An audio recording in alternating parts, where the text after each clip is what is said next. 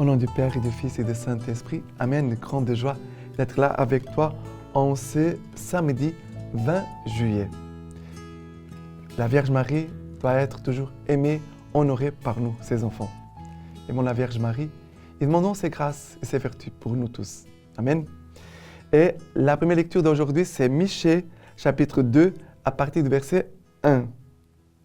Malheur à ceux qui projettent les méfaits et qui trament le mal sur leur couche. Dès que lui, le matin, ils l'exécutent, car c'est au pouvoir de leurs mains. S'ils convoitent des champs, ils s'en emparent. Des maisons, ils les prennent. Ils saisissent le maître avec sa maison, l'homme avec son héritage. C'est pourquoi ainsi parle le Seigneur. Voici que je projette contre cette engeance un malheur, tel que vous n'en pouvez retirer votre cou, et vous ne pourrez marcher la tête haute, car ce sera un temps de malheur. Ce jour-là, on fera sur vous une satire, on chantera une complainte. C'est arrivé, et l'on dira, nous sommes dépouillés de tout, on aliène la part de mon peuple. Comment peut-on me la retirer? Nos champs sont partagés au profit de l'infidèle. Aussi, il n'y aura pour toi personne qui jette le cours d'eau sur un lot dans l'assemblée du Seigneur. Ici, le Seigneur dit, malheur à ceux qui projettent les méfaits et qui trament le mal sur leur couche. S'ils convoitent des champs, ils s'en emparent, des maisons, ils les prennent, ils saisissent le maître avec sa maison. Ici, c'est une prophétie contre les accapareurs, celui qui veulent en prendre les biens des autres. On pourrait même dire des voleurs. De ceux qui projettent les méfaits, qui trament le mal.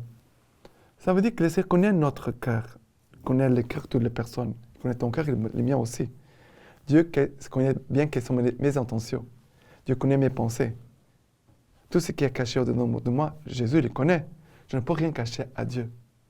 C'est pour cela que cela m'invite à vivre toujours dans une attitude de beaucoup d'humilité, de vérité, parce que je ne peux pas cacher à Dieu. Je peux peut-être essayer de cacher à mes frères et sœurs, aux autres, mais je ne peux pas cacher à Dieu.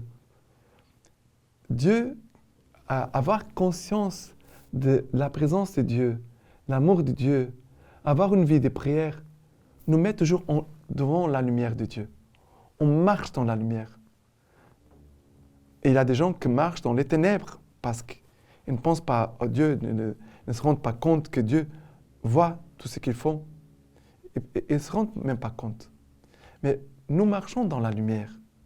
Nous marchons dans la lumière. Cette parole ici, elle veut nous aider à vivre dans la lumière, à marcher dans la lumière. Nos champs sont partagés au profit de l'infidèle. Aussi, il n'y aura pour toi personne qui jette le cours d'eau sur un lot dans l'assemblée du Seigneur. Mais c'est le Seigneur notre secours. Nous devons vraiment prier comme tous dépend de Dieu et nous devons faire comme tout ça dépend de nous. C'est un équilibre, d'accord? Nous devons demander et confier dans la prière tout au Seigneur, car tout dépend de lui. Mais dans l'action, nous devons faire tout ce qui est à notre portée. Dieu va faire ma place. Les autres vont faire à ma place. Non. Ça veut dire qu'il a notre responsabilité. Mais il a aussi la participation de Dieu. Nous ne vivons pas seuls. Dieu, il est un Dieu présent, agissant. La lecture nous invite à comprendre cela. Laissons la place à Dieu dans nos vies et dans nos cœurs. Le psaume d'aujourd'hui, c'est le psaume 10. Le psaume 10 à partir du verset 1. Pourquoi, Seigneur, restes-tu loin? Te caches-tu au temps de détresse? Sous l'orgueil de l'impie, le malheureux est pourchassé. Il est pris aux ruses que l'autre a combinées. L'impie se loue des désirs de son âme. L'homme avide qui bénit méprise le Seigneur.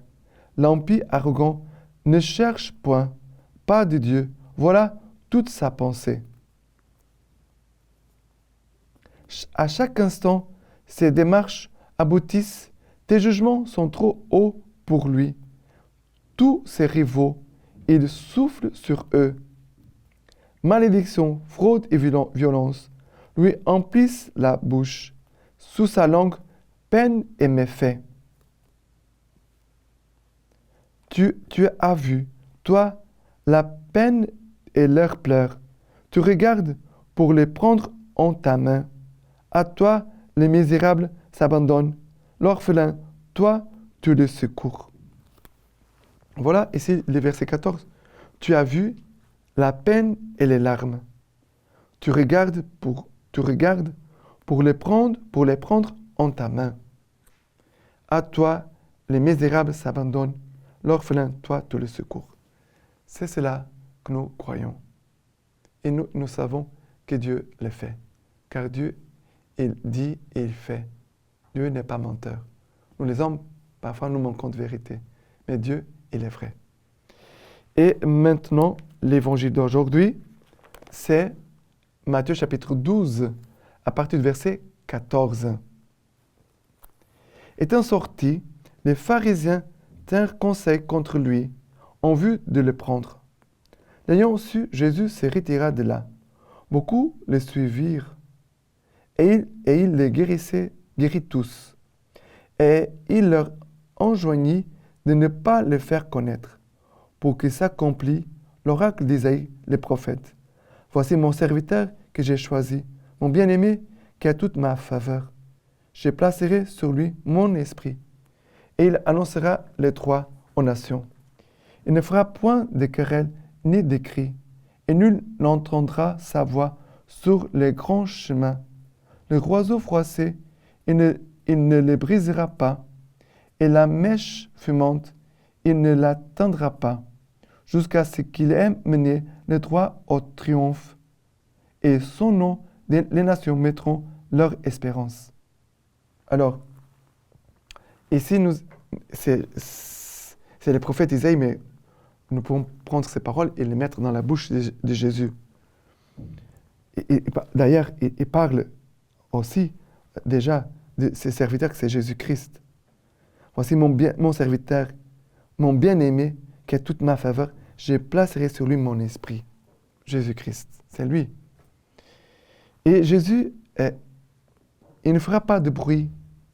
Et nul n'entendra sa voix sur les grands chemins. Mais nous est dit, il ne brisera pas le roseau froissé, il ne le brisera pas. La mèche fumante, il ne l'éteindra pas. Ça veut dire que Jésus voit ce qui est fragile en nous, de ce roseau froissé ou cette mèche fumante. Voilà la fragilité de l'humanité et de chacun de nous. Mais Jésus ne brisera pas, ne fera pas casser le roseau froissé, ne va pas éteindre la lumière. Jusqu'à qu'il ait mené le droit au triomphe, en son nom, les nations mettront leur espérance. Ici, nous parlons d'une vertu très importante, c'est l'espérance. L'action de Jésus, c'est une prophétie de ce que Jésus veut faire, mais nous devons mettre en lui toute notre espérance. Ne perdons pas l'espérance. D'accord? Et la lecture patristique d'aujourd'hui, de ce samedi, nous dit ceci, de saint Ambroise.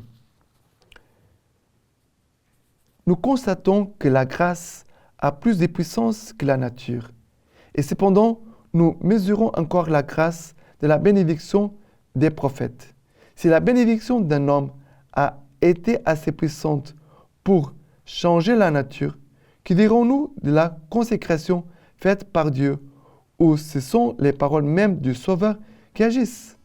Car ce sacrement que tu reçois est produit par la parole du Christ.